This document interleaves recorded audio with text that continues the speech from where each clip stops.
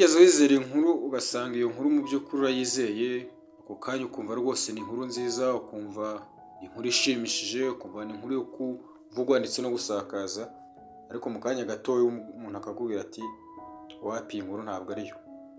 Noneho ugasanga ukubwiye inkuru igaragaza cyangwa se ifite n'ibihamya, ugasanga we ntabwo ushaka kubyemera. Kuki amakuru y'ibinyoma akwirakwira vuba cyane kurusha ukuri, kandi nawe ukabyemera ukemera ibinyoma kurenza ukuri. Rero abantu benshi mu by'ukuri bashobora kwemera igihuha cy'umuntu umwe, ariko bakanga ukuri kw'abantu benshi bafite cyangwa se bafite gihamya y'ibyo bavuga.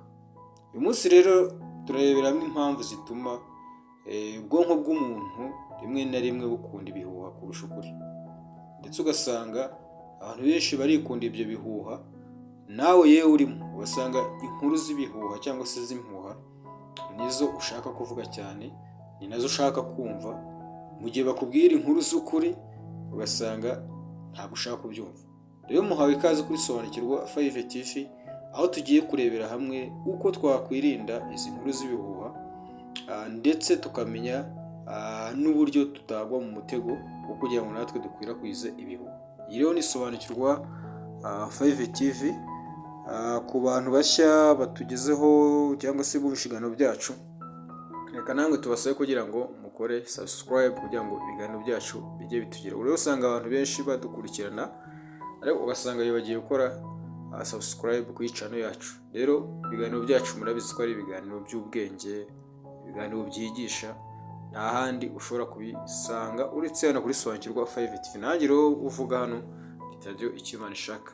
Reka rero twikomereze n'ikiganiro cyacu twibuse. Rero muri iki gihe umuntu ashobora kohereza ubutumwa kuri telefone cyangwa se nko ku mbuga nkoranyambaga, mu minota mike hakaba bimaze gusakara ahantu hose, abantu ibihumbi n'ibihumbi, amamiliyoni.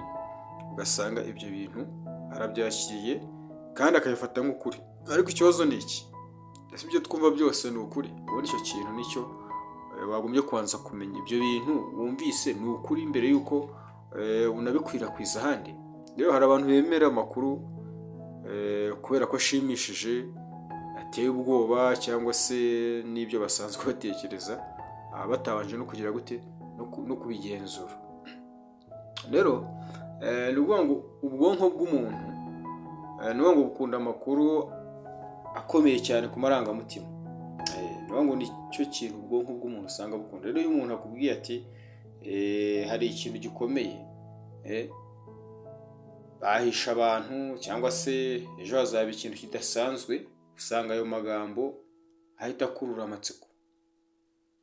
Ariko ukuri akenshi kuba gutuje burya. Icyambere hariho gukora ubushakashatsi, kureba ibimenyetso no gutekereza bisaba umwanya. Niyo mpamvu rero igihuha gishobora kwiruka, ariko ukuri kugasanga kuragenda gahoro nyine. Rero abantu bemera ibiboneka bifite guhuza n'ibyo basanzwe bizera burya. Aho usanga umuntu ashobora kwemera amakuru atariyo kubera ko ahuye n'ibitekerezo yari asanzwe yifitiye. Urugero, niba umuntu adakunda itsinda runaka, ashobora kwemera vuba amakuru mabi aryerekeyeho, atabanje no kubaza niba se koko ibyo bintu ari ukuri. Ibyo bintu rero ni ukuvuga ngo iyo byari bisanzwe bikurimo, noneho ugasanga urabyemeye gutyo gusa, urabyumvise, ni ukuvuga nyine ngo nta kindi kigomba kugira gute, nta kindi kigomba guhita kiba uretse kwemera bya bintu. Hanyuma ikindi kintu nanone ni ibibazo by'ubwiyongere bw'amakuru, kwiyongera kw'amakuru. Ni ukuvuga ngo muri iki gihe abantu bahura n'amakuru menshi cyane buri munsi. Hari n'igihe n'umuntu mu by'ukuri adafata umwanya wo gusuzuma buri kintu cyose. Iyo abonye abantu benshi basangiza, ashobora gutekereza ati kubera ko ari benshi, ni abantu benshi babivuga, ibi ngibi ni ukuri. Ariko kuba abantu benshi bavuga ikintu ugomba kumenya ni uko ntabwo kuba biri kuvugwa n'abantu benshi ariko kuri. Mbere yuko tujya ku cya kane, reka mwongere mbasabe kugira ngo mukore subscribe, mukore share, mukore like, ndetse yewe mujye munandika comment kugira ngo icyo mwanditse natwe dukomeze kugenda tukivugaho, n'icyo mudusabye kuvugaho nacyo tukibabwire cyangwa se tukivugeho. Icya kane rero nuvuga ngo abantu bakunda ibintu bishya kandi bitangaza. Nuvuga ngo inkuru isanzwe burya ntabwo ikurura abantu cyane, ariko inkuru itangaje itera ubwoba cyangwa se itanga amatsiko, nuvuga ngo urumva ko ibigomba kugira gute, ibigomba gukurura abantu benshi cyane. Rero niyo mpamvu ibihuha byinshi biba bifite amagambo ntubibwira abandi, amabanga bahishe cyangwa se ukuri kutavugwa. Aya magambo atuma abantu benshi bashaka kumenya byinshi. Ikindi hari ukuri ubumenyi no gusesengura amakuru. Umuntu utamenyereye kubaza ibibazo ashobora gufata amakuru yose nk'ukuri.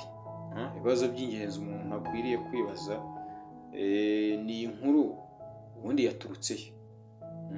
Ese ubundi hari ibimenyetso? Ese andi masoko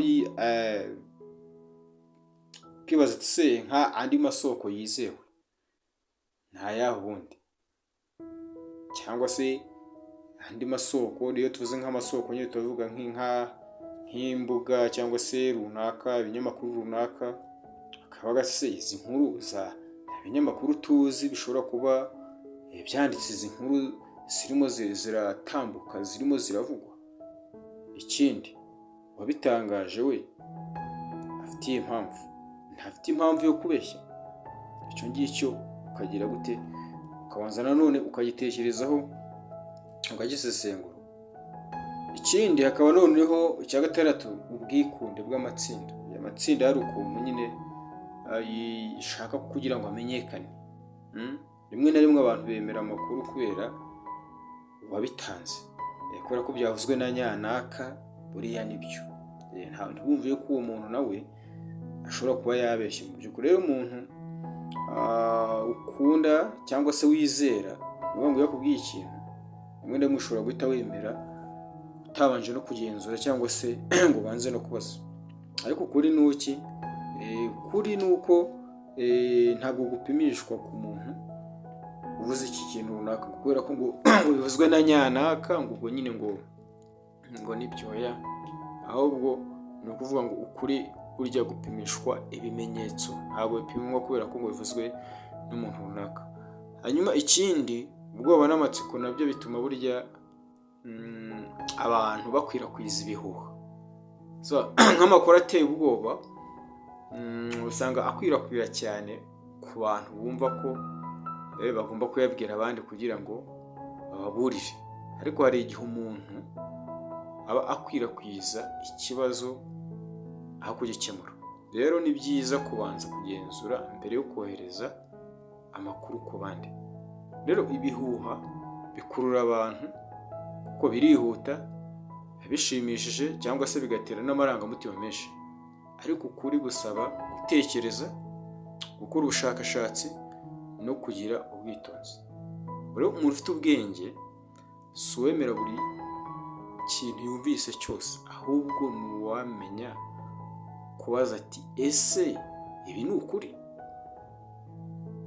Mbere yo gusangiza inkuru runaka rero ujye ubanza uyigenzure, kuko ushobora kuba uri gukwirakwiza ikintu kizangiza abandi, cyangwa se ugasanga giteje urujijo, cyangwa se rimwe na rimwe ndetse nawe ugasanga utangiye kugwa mu byaha runaka utaruzi, ugasanga uragwa mu byaha byo gukwirakwiza ibihuha. Rero ibihuha mu by'ukuri bikurura abantu uko byihuta,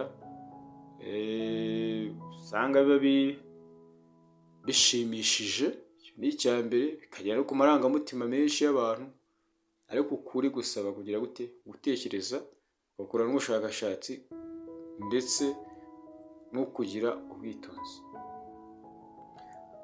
Rero niba iyi video yacu ikwigishije ikintu, isangiza n'abandi kugira ngo natwe twubake umuryango w'abantu bakunda ukuri kuruta ibihuha.